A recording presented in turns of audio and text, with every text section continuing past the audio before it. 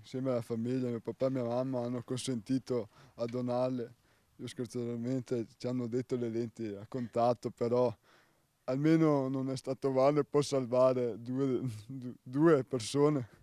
Un pezzettino di Stefano Angonese continuerà a vivere in altre persone perché i genitori del tredicenne, travolto e ucciso da un pirata della strada, hanno consentito a donare le cornee del loro figlioletto, ma soprattutto continuerà a vivere nei cuori di tutte quelle persone che l'hanno conosciuto lo spirito di questo ragazzino sempre con il sorriso sul volto, con tanti amici, amante della bicicletta.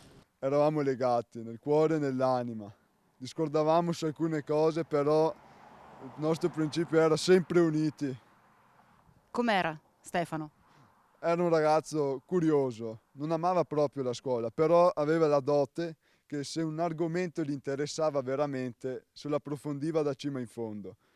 E poi andava sempre in bicicletta con i suoi amici, tanto che mi ricordo ancora tutte le volte che suonavano i suoi amici in cerca di mio fratello.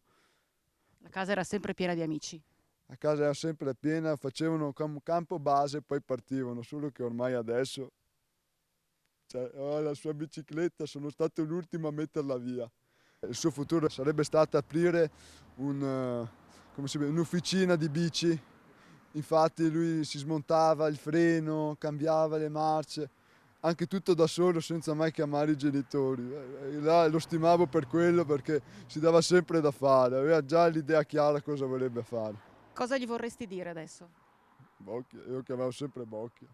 Bocchia, so che sei lassù, ci sono anche tutti i tuoi nonni, ma ricordati che lì puoi ambire di più con le tue passioni perché non hai i miei freni, te sei libero lassù, anche se non sei più tra noi, resta felice lassù per noi.